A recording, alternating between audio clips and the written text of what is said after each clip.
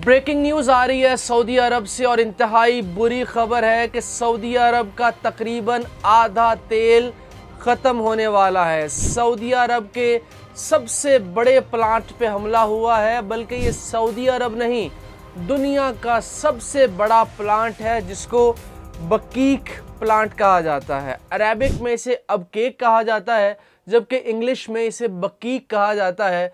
ये दुनिया का सबसे बड़ा ऑयल रिफाइनरी प्लांट है, क्रूड ऑयल स्टेबलाइजेशन फैसिलिटी है यहाँ दुनिया की।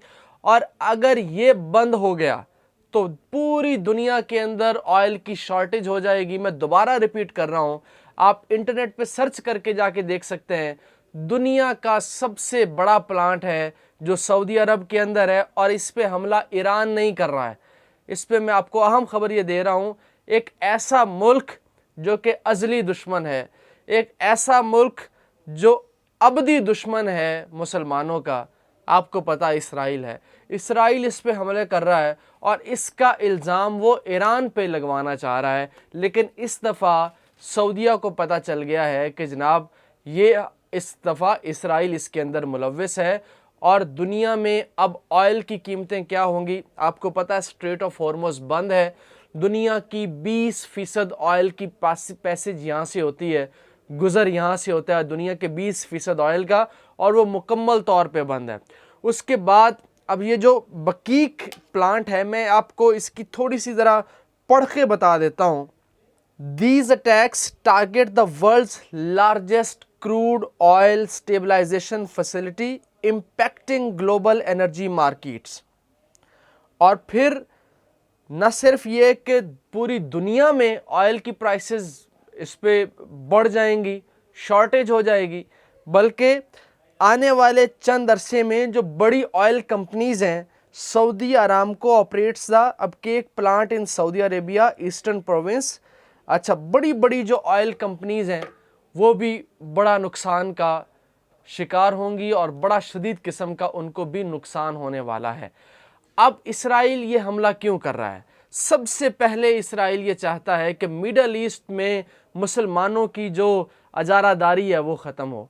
उसने जंग ईरान के साथ स्टार्ट की, इसराइल ने अमेरिका को इसके अंदर ले आया, अब यूक्रेन को इसके अंदर लेके आ रहा है, और यूक्रेन के साथ यूरोप को भी ईरान के साथ लड़ा रहा है। दुनिया में हब समझा जाता था यूएई, दुबई, दुनिया की सबसे बिजिएस्ट एयरपोर्ट, बिजिएस्ट मुल्क, most visited country in the world UAE, Dubai हुआ करता था।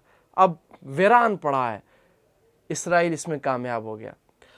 फिर जो मुसलमान मुल्क थे, तेल दे रहे थे पूरी दुनिया के अंदर, और अमीर कबीर मुल्क थे, दुनिया को कर्जा दिया करते थे, आज वीरान पड़े हुए। इसराइल इसमें भी कामयाब हो गया। अब उनका टारगेट सऊदी अरब है। सऊदी अरब दुनिया में सबसे ज़्यादा विज़िट किया जाने वाला इस्लामी मुल्क है, हमारा किबला है, और हम बतौर मुसलमान हमारी तो जानें कुर्बान है सऊदी अरब के ऊपर, ठीक है, हमारी नस्लों की जानें कुर्बान है सऊदी अरब के ऊपर।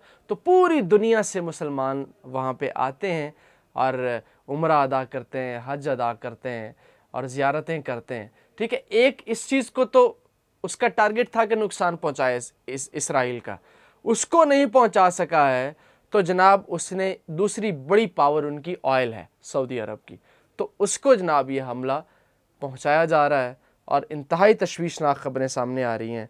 अल्लाह करे, अल्लाह करे, अल्लाह करे यहाँ बचत हो जाए, लेकिन इंटरनेशनल मीडिया ये रिपोर्ट कर रहा है कि फायर ब्रेक्स हुआ है यहाँ पे, और इस टाइम वहाँ पे वो रोक दिया गया उसका प्रोसेसिंग। तो मुझे समझ नहीं आ रही कि अब इस पे बंदा किसको दोष दे इस मिडल ईस्ट की सूरत हाल का। ईरान ने हमला नहीं किया है, क्योंकि ईरानी हमले पता चल जाते हैं सऊदीया की डिफेंस फोर्सेस को। इस दफ़ा इसराइल ने हमला किया है, और अगर इसराइल इस सूरत हाल में कामयाब हो गया दोबारा से ऑयल शॉर्टेज में, क्योंकि इसराइल ने अपना ऑयल का निज़ाम अल्टरनेट बना रखा है, अगर इसमें कामयाब हो गया तो न सिर्फ मिडल ईस्ट बल्कि ये पूरा जो एशिया है, जो 100 से ज़्यादा ममालिक हैं, इनके लिए बड़ी मुश्किल होगी। तो अल्लाह करीम मुसलमानों को कामयाब करे।